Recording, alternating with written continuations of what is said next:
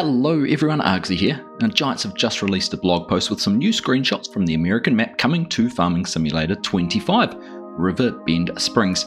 Now we did see quite a lot of this map during FarmCon presented by the lead designer Florian, but in this release there is some interesting new information, hints of productions, new equipment and an unexpected but well requested feature possibly revealed. Put your tinfoil hats on and let's take a look at all the info.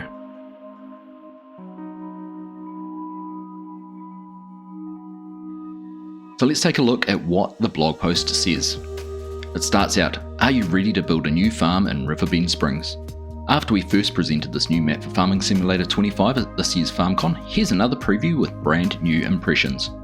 Remember, Farming Simulator 25 releases November 12th. Pre-order to get the Macdon pack, or go for the fancy collector's edition, including a USB ignition lock to start your in-game tractors. You know you want it, it goes great with the beacon light, just saying. Now celebrating water. You don't have to ask where the name comes from when you look at the map of Riverbend Springs. A huge winding river, lots of water, and many little creeks and streams in between. A ferry too. If you're wondering how to get across the river, crossing it with a ferry fit for your machine is an option.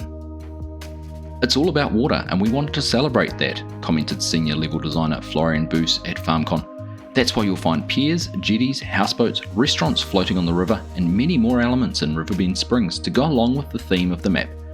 Perfect fit for adding rice and water physics, right? The history of lands and farms. In Riverbend Springs, you'll come across some historic buildings and other elements of times gone by. The old grain elevator, a paper mill at the river, or brick buildings, how they were built 100 years ago, for example. With places to visit. There are many nice spots in Riverbend Springs you might want to visit. Who knows what, or who, you'll get to see when exploring. There are construction sites, businesses buying your goods, and more. If you want to enjoy forests and nature, you might want to take a walk through the woods. So, an interesting blog post to say the least. Now, we're going to go through all of the images that were shared with it, in no particular order of course, but we are going to take a look at the map first. Now this looks like the type of image that has been released as posters with the collector's edition rather than the actual map PDA. We can see there's some differences from this to the PDA we saw in the FarmCon presentation. Now where possible, I'll try and locate where I think each image or location is on the map. Let me know if you think I got them right or missed the mark by miles. Now first up, there was a couple of images of the forest. Nothing we haven't already seen, apart from the gorgeous lighting and denser ground cover, and the flowing water. There's a structure against the stream, but that could be decoration. Can't really determine exactly where these might be on the map. Really could be anywhere. We see a few more images of the grain elevator, which we have already seen in the FarmCon previews. Lots of detail in it. We've got the trees and the landscaping finishing this spot off. From the inside of the building, we can make out a bridge in the background, which looks to be the rail bridge across the river when we match that against the PDA. Now again, the barge and silo, something else we did see in the FarmCon preview, so nothing really new there, except there is a little bit more detail. The crane that you can see there in the foreground on the right is quite interesting, really well detailed. It'd be amazing if this was something we could use to load, unload trailers with some logs, containers or something like that. Again, no evidence whether this is a buy point, sell point, production point, or if it is just decoration. This is the first image which really caught my eye. It looks to be the grain silos in the centre of the map. We can see the water tower in the background, and if we zoom in on the centre of the image, we can see the aptly named Central Cafe, seeing it is pretty central on the map. But other than that, looking really great, check out the school bus. Now if this is part of the traffic system in the map, how cool is it to see some new vehicles and larger vehicles being part of it? I still wonder if we will see any improvements to the AI traffic. If anyone's played Farming Simulator 23, the mobile version, then you will know that traffic will overtake slow vehicles when able. So who knows? Wouldn't it be awesome driving along in your John Deere and being overtaken by the crazy old school bus driver who drives like he's in the Indy 500? Otherwise, we can safely assume that this will be a sell point and possibly a transfer point to load into the train system from the overhead gantries that you can see there. You can see what looks like a sell point and dump point there in the centre as well. Checking out the next image, reflecting on Elm Creek, there was some fun recreation areas incorporated in that map. I'm thinking about the pond and picnic areas down the bottom of the map, and of course the caves and camping areas up near the top. And it seems Riverbend Springs is carrying this on with a high ropes type climbing frame. Now we did see this area in the FarmCon preview with a couple of buildings and other buildable areas, although the high ropes that we see now wasn't actually finished, it was just a couple of poles. There was some discussion about this being connected to the collectibles, so possibly part of that. Either way, it looks like fun unless you're afraid of heights. I do wonder and hope that this fence is a new style of constructible fence in the build menu, so time will tell if we get to see that or not. Nothing really intriguing with this image of the stream. Again though, love the density and variety of the landscaping against the edge of the field and the varied textures. I do wonder if the log across the stream is there for any reason though, maybe for some sort of access to get out onto that little island. It is pretty small, I don't know the point, but it is nice to see something like that. Now this was another eye-catching image. Crossing point ropes on the building. Now I'm assuming this is a new production. There looks to be pallets of product on the ground and on the front loader. Speaking of which, the front loader looks to be a Kubota, possibly the R640 which came with the Kubota DLC for Farming Simulator 22.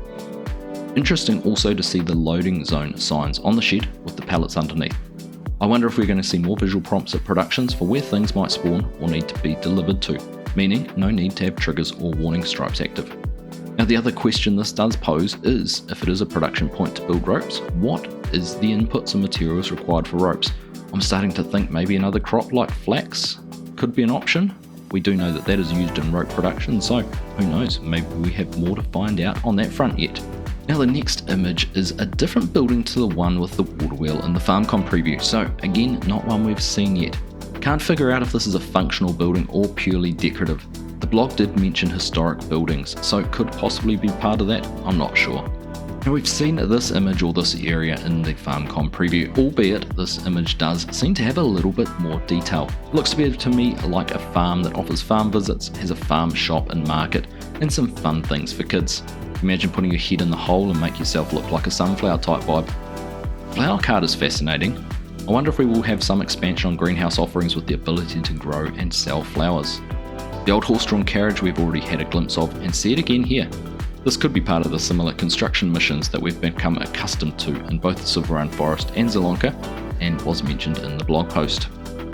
This is an interesting looking building and is screaming out production or construction mission building. Again, the horse-drawn carriage out the front, which gets me thinking. We saw this in the previous image. I wonder if it's going to be possible to pull these around, either with a vehicle or possibly with a horse. Wouldn't that be awesome? I gotta say, I'm loving the detail that we're seeing in these buildings. I think it's another step up from Farming Simulator 22. And remember the presentations about shadows and all the extra depth we are seeing on the buildings with all the detail providing shadows on those. Very, very cool. Now, there's not a lot to say about the water tower, apart from water towers being a feature of Farming Simulator maps for quite some time now. I've pored over the map and can't quite pinpoint this one. There's a field in the background, and if we zoom right in, we can see a barn and a water tower in the hills, but they could equally be decoration beyond the map boundary rather than actually part of the map. Another look at a spinach field. Now Giants are still teasing us with spinach in the fields without sharing any info on how it is grown or harvested. Now I've got some ideas and we'll be taking a look at this in a separate video at a later stage. In the background we can see a rail crossing with a bit of a structure of some sorts around it, as well as a water tower, a road heading up a hill, a bridge with a couple more buildings, and possibly a farm entrance of some sorts over on the side.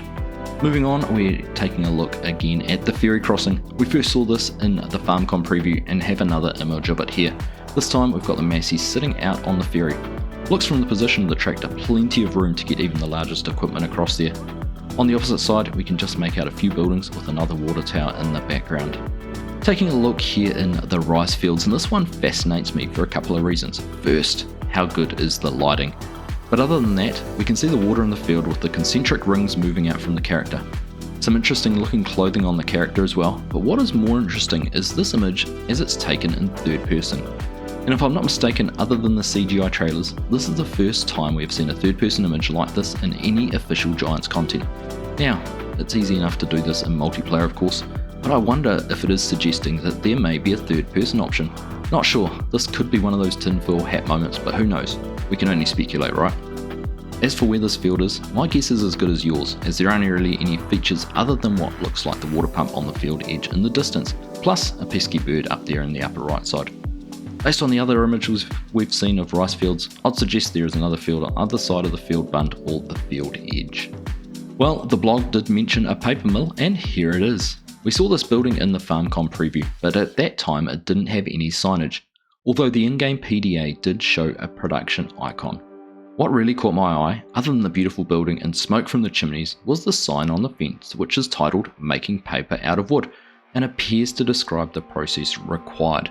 Now we can't quite make out exactly what it is, but it does look like we see some forests moving into logs, onto wood chips, and then some sort of pulp production that does seem to end up in paper.